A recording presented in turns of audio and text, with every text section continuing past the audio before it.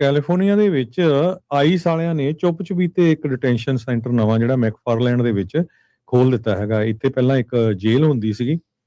ਸੋ ਇਹਦਾ ਨਾਂ ਜਿਹੜਾ ਆ ਹੁਣ ਸੈਂਟਰਲ ਵੈਲੀ ਐਨੈਕਸ ਕਰਕੇ ਰੱਖਿਆ ਗਿਆ ਆ ਤੇ ਕਹਿੰਦੇ ਵੀ ਇਹ ਇੱਥੇ 10,000 ਬੈੱਡ ਤੱਕ ਜਿਹੜੇ ਆ ਹੁਣ ਟੋਟਲ ਕਪੈਸਿਟੀ ਹੋਊਗੀ। ਤੁਹਾਨੂੰ ਸਾਰਿਆਂ ਨੂੰ ਪਤਾ ਆ ਵੀ ਇਹ ਜਿਹੜੀਆਂ ਖੋਲ੍ਹੀਆਂ ਜਾਂਦੀਆਂ ਆ ਜੇਲ੍ਹਾਂ ਇਮੀਗ੍ਰੇਸ਼ਨ ਦੇ ਲਈ ਇਹ ਸਾਰੀਆਂ ਪ੍ਰਾਈਵੇਟ ਕੰਪਨੀਆਂ ਦੀਆਂ ਆ। ਸੋ ਕਾਫੀ ਜਿਹੜਾ ਬਿਲੀਅਨਸ ਆਫ ਡਾਲਰ ਦਾ ਜਿਹੜਾ ਕੰਟਰੈਕਟ ਆ ਇਹ ਕੀਤਾ ਗਿਆ ਹੈਗਾ ਆ।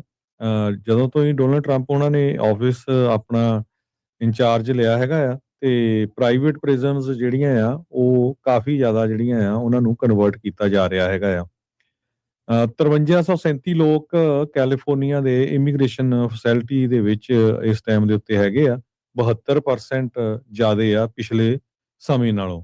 ਸੋ ਮੈਕਫਾਰਲੈਂਡ ਦੇ ਵਿੱਚ ਨਵੀਂ ਇਹ ਜਿਹੜੀ ਫੈਸਿਲਿਟੀ ਖੋਲੀ ਗਈ ਆ। ਬੇਕਰਸਫੀਲਡ 'ਚ ਆਲਰੇਡੀ ਜਿਹੜੀ ਇੱਕ ਫੈਸਿਲਿਟੀ ਹੈਗੀ ਆ 15 ਸਾਲਾਂ ਦਾ ਕੰਟਰੈਕਟ ਸਾਈਨ ਕੀਤਾ ਆ 1.5 ਬਿਲੀਅਨ ਡਾਲਰ ਦਾ with GEO of 2 McFarland sites ਜਿਹੜੇ ਆ 1 ਇਨ ਬੇਕਰਸਫੀਲਡ। ਸੋ ਇਹ ਕੈਲੀਫੋਰਨੀਆ ਦੇ ਵਿੱਚ ਜਿਹੜੀਆਂ ਫੈਸਿਲਿਟੀ ਆ ਨਵੀਂ ਖੋਲੀ ਗਈ ਹੈਗੀ।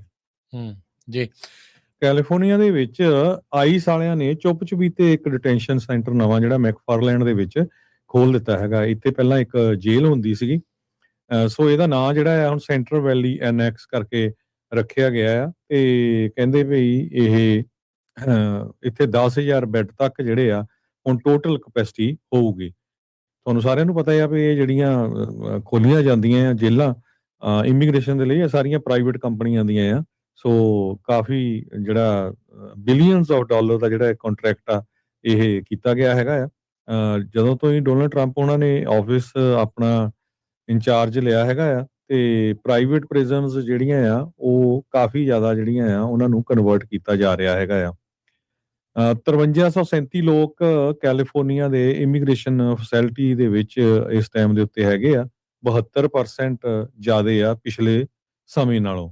ਸੋ ਮੈਕਫਾਰਲੈਂਡ ਦੇ ਵਿੱਚ ਨਵੀਂ ਇਹ ਜਿਹੜੀ ਫੈਸਿਲਿਟੀ ਖੋਲੀ ਗਈ ਆ। ਬੇਕਰਸਫੀਲਡ 'ਚ ਆਲਰੇਡੀ ਜਿਹੜੀ ਇੱਕ ਫੈਸਿਲਿਟੀ ਹੈਗੀ ਆ 15 ਸਾਲਾਂ ਦਾ ਕੰਟਰੈਕਟ ਸਾਈਨ ਕੀਤਾ ਆ 1.5 ਬਿਲੀਅਨ ਡਾਲਰ ਦਾ with GEO of 2 McFarland sites ਜਿਹੜੇ ਆ 1 ਇਨ ਬੇਕਰਸਫੀਲਡ। ਸੋ ਇਹ ਕੈਲੀਫੋਰਨੀਆ ਦੇ ਵਿੱਚ ਜਿਹੜੀਆਂ ਫੈਸਿਲਿਟੀ ਆ ਨਵੀਂ ਖੋਲੀ ਗਈ ਹੈਗੀ।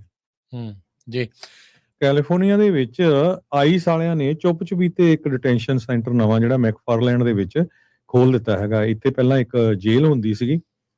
ਸੋ ਇਹਦਾ ਨਾਂ ਜਿਹੜਾ ਆ ਹੁਣ ਸੈਂਟਰਲ ਵੈਲੀ ਐਨੈਕਸ ਕਰਕੇ ਰੱਖਿਆ ਗਿਆ ਆ ਤੇ ਕਹਿੰਦੇ ਵੀ ਇਹ ਇੱਥੇ 10,000 ਬੈੱਡ ਤੱਕ ਜਿਹੜੇ ਆ ਹੁਣ ਟੋਟਲ ਕਪੈਸਿਟੀ ਹੋਊਗੀ। ਤੁਹਾਨੂੰ ਸਾਰਿਆਂ ਨੂੰ ਪਤਾ ਆ ਵੀ ਇਹ ਜਿਹੜੀਆਂ ਖੋਲ੍ਹੀਆਂ ਜਾਂਦੀਆਂ ਆ ਜੇਲ੍ਹਾਂ ਇਮੀਗ੍ਰੇਸ਼ਨ ਦੇ ਲਈ ਇਹ ਸਾਰੀਆਂ ਪ੍ਰਾਈਵੇਟ ਕੰਪਨੀਆਂ ਦੀਆਂ ਆ। ਸੋ ਕਾਫੀ ਜਿਹੜਾ ਬਿਲੀਅਨਸ ਆਫ ਡਾਲਰ ਦਾ ਜਿਹੜਾ ਕੰਟਰੈਕਟ ਆ ਇਹ ਕੀਤਾ ਗਿਆ ਹੈਗਾ ਆ। ਜਦੋਂ ਤੋਂ ਹੀ ਡੋਨਲਡ ਟਰੰਪ ਉਹਨਾਂ ਨੇ ਆਫਿਸ ਆਪਣਾ ਇੰਚਾਰਜ ਲਿਆ ਹੈਗਾ ਆ ਤੇ ਪ੍ਰਾਈਵੇਟ ਪ੍ਰਿਜ਼ਨਸ ਜਿਹੜੀਆਂ ਆ ਉਹ ਕਾਫੀ ਜ਼ਿਆਦਾ ਜਿਹੜੀਆਂ ਆ ਉਹਨਾਂ ਨੂੰ ਕਨਵਰਟ ਕੀਤਾ ਜਾ ਰਿਹਾ ਹੈਗਾ ਆ। 5337 ਲੋਕ ਕੈਲੀਫੋਰਨੀਆ ਦੇ ਇਮੀਗ੍ਰੇਸ਼ਨ ਫੈਸਿਲਿਟੀ ਦੇ ਵਿੱਚ ਇਸ ਟਾਈਮ ਦੇ ਉੱਤੇ ਹੈਗੇ ਆ। 72% ਜ਼ਿਆਦੇ ਆ ਪਿਛਲੇ ਸਮੇਂ ਨਾਲੋਂ।